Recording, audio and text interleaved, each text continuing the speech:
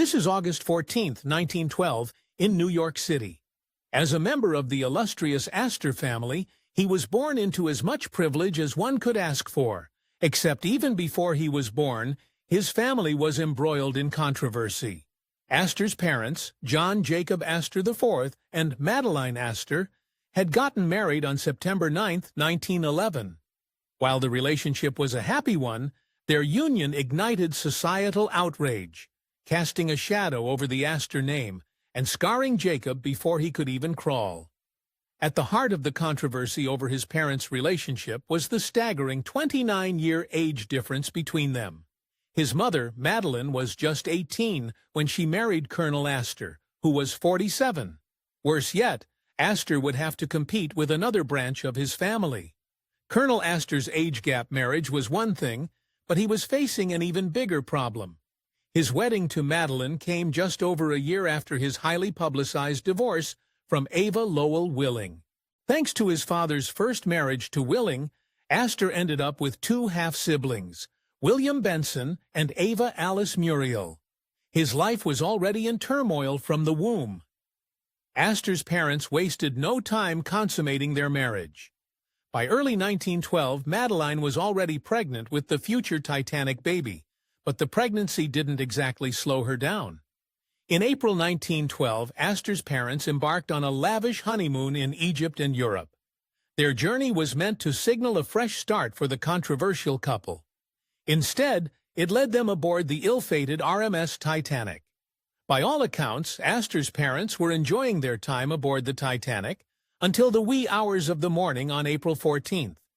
That was the moment when the Titanic struck an iceberg, precipitating a series of events that nearly ended Astor's life in the womb. Both of John Jacob Astor's 6 parents displayed remarkable courage in the face of impending disaster. On the fateful night of the Titanic sinking, Colonel John Jacob Astor IV, one of the wealthiest men on board, prioritized the safety of his young wife and their unborn child. With unwavering composure, he secured her a spot in one of the lifeboats, ensuring that she and their baby had a chance to survive. However, despite his immense fortune and influence, the ship's crew refused to grant him a place alongside them, adhering to the strict woman and children first protocol. Left behind on the rapidly sinking vessel, Colonel Astor met his tragic fate in the freezing Atlantic waters. Meanwhile, Madeline, just 19 years old and pregnant, found herself in a desperate struggle for survival, drifting into the unknown on the dark ocean as she watched the Titanic vanish beneath the waves. She was forced to confront a terrifying reality. She was alone, carrying the heir to the Astor fortune.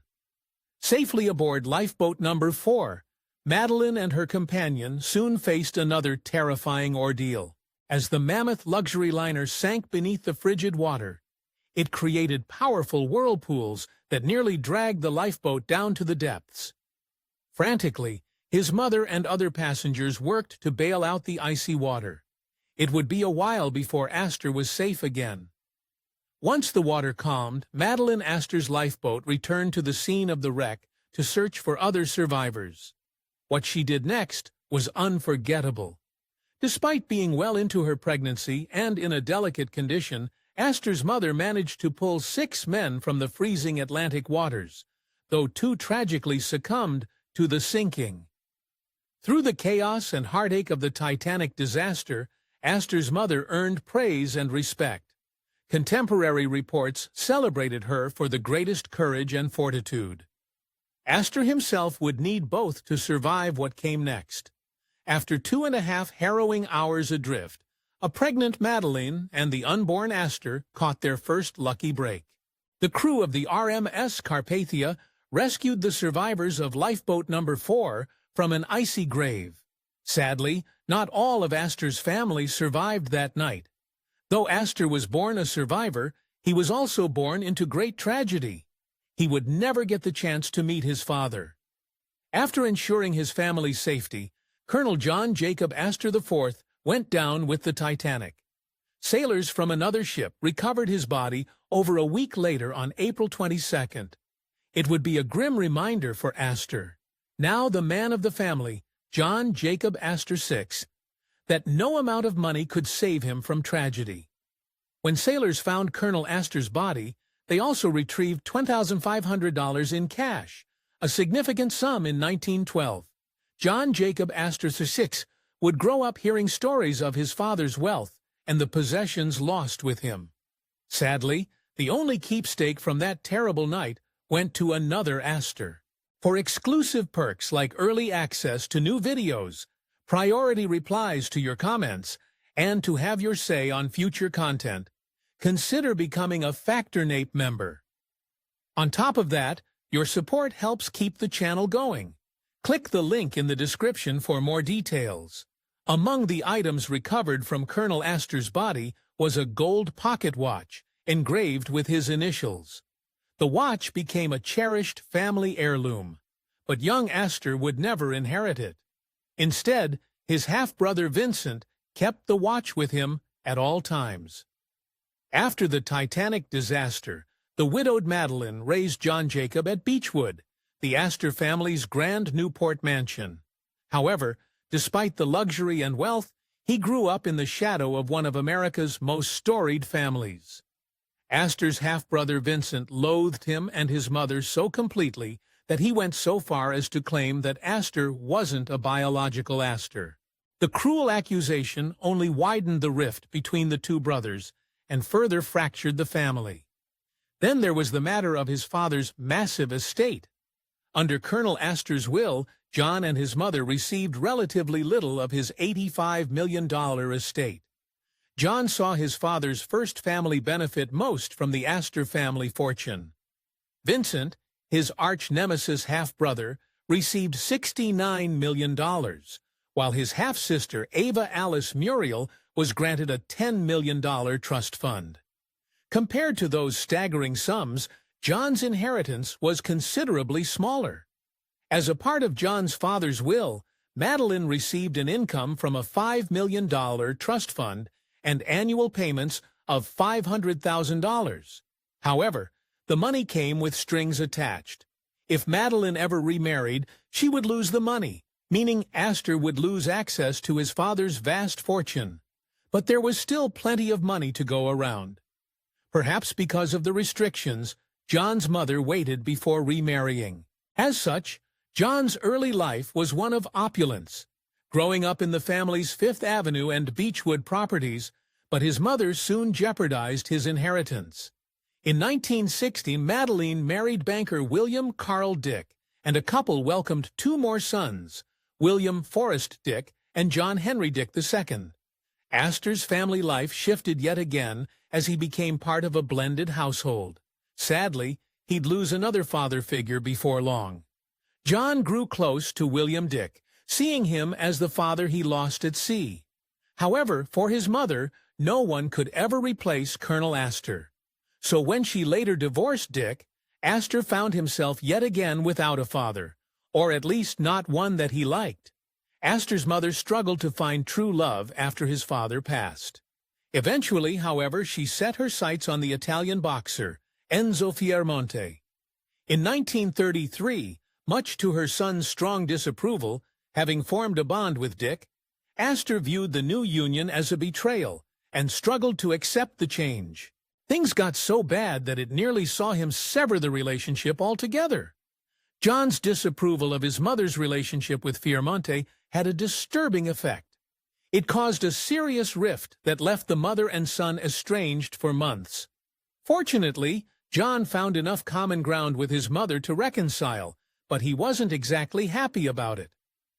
When the media asked John Jacob Astor VI about his mother's decision to marry Fiermonte, the Titanic baby didn't mince his words. "Unfortunately, it's true," he said, giving a blunt admission of the discontent with the decision. But Fiermonte wasn't all bad. Despite his initial resilience at Fiermonte, John Jacob Astor VI ended up learning how to box from his new stepfather. The lessons became a defining feature of their complicated relationship. Even from the grave, however, his real father had given him much more than boxing lessons. The Titanic took more than just Astor's father when it went down. It also took his fortune. Colonel Astor hadn't had time to write his unborn son into his will before he sank beneath the icy waters. Fortunately, his father had foreseen just a circumstance. Even though John Jacob Astor VI wasn't in his father's will, he didn't walk away from the Astor estate empty-handed. Colonel Astor had included a $3 million inheritance for any of his additional surviving children, but John would have to wait to get his hand on the dough. On his 21st birthday, John Jacob Astor VI claimed to share of the astronomical Astor fortune. Incredibly, his $3 million trust had nearly doubled to $5 million, and his mother left him some goodies of her own. When Madeline succumbed to a heart condition in March 1940, she left her first son, John Jacob Astor VI, more than just fond memories. Her will included cherished pieces of jewelry that became a tangible link to her legacy. Of course, it didn't hurt that these shiny trinkets were worth a fortune. Among the items that Astor's mother left him was a diamond solitaire ring. The stunning stone was valued at $50,000, over $1 million today. Addition to that, his mother left him a pearl necklace worth $1,125, around $33,000 to today, and he knew just the woman to wear his mother's heirlooms. In December 1933, John Jacob Astor VI became engaged to Eileen Sherman Gillespie. She was a sophisticated socialite and daughter of Lieutenant Lawrence Gillespie and Irene Sherman. Their romance captivated New York society, but the drama would tear it apart. Astor was excited to tie the knot with his new fiancée, and the couple eagerly set a date to marry on February 6, 1934. To the observant upper echelon of New York society, it looked like the Titanic baby had ridden the ship of his life. Tragically, just weeks before the wedding, Astor's life hit another iceberg. This time, it was Iceberg Eileen. In a shocking decision, Eileen called off the marriage after reports of a bitter argument. The sudden break shattered Astor's hopes for their future together. Desperately, Astor sought someone to blame. John, a.k.a. Jacob, couldn't believe his marriage had fallen apart even before it started. As such, he blamed Eileen's parents for interfering in the relationship, ultimately driving a wedge between them. How he coped with the heartbreak, however, told a different story. Seeking solace and escape from the relentless media coverage of his failed engagement, Astor traveled to Shanghai. The journey allowed him to grieve before he returned to America in May 1934, ready to rebuild his life or take back what he had lost. When Astor's half-brother Vincent passed in 1959, he reasonably expected to inherit another sizable portion of the Astor estate. However, Vincent clearly still harbored hatred for him and excluded the Titanic baby entirely from his will. Astor's response ignited a family feud unlike any other. Astor didn't try to stay face with the media and expressed his frustration openly, stating that Vincent had the legal, not the moral right to keep all the money. The loss deepened the rift in the Astor family, and the fallout was epic. Astor didn't take the disappointing will of his loathsome half-brother at face value. Instead, he filed a lawsuit against Vincent's widow, Roberta Brooke Russell. He believed he was entitled to a portion of the fortune that had instead gone to Hurt. Turns out, he may have been onto something.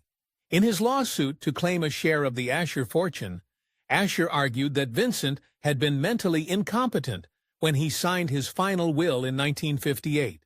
As evidence, he cited his brother's drinking habit. However, Brooke countered that Vincent was fully competent at the time. Despite his compelling argument and the media sympathy, Astor knew he didn't have much of a case. As such, he accepted a settlement of $250,000, about $2.6 million today, a paltry fraction of the massive family fortune. Just as Vincent had written in his will, the bulk of his fortune remained with Brooke and the Vincent Astor Foundation. The loss of the majority of the Astor family fortune dealt a blow to Astor, who had always felt like something of a black sheep amongst his illustrious relatives. In fact, it was the final and possibly fatal blow. Astor passed on in 1992 in Miami Beach, Florida, at the age of 79. Astor's body was carefully transported back to New York, where he was laid to rest in the historic Trinity Church Cemetery, a site deeply intertwined with his family's legacy. His burial alongside his parents not only solidified his place as a rightful member of the esteemed Astor lineage, but also served as a symbolic reunion with the heroic figures who had helped shape his heritage. Surrounded by the echoes of history, his final resting place became a lasting tribute to both his ancestry and the enduring influence of the Astor name. Thanks for watching History Exposé. If you love uncovering the best stories in history, hit like and subscribe to keep exploring with us. Don't forget to visit our main page, Factinate, for more incredible facts about everything.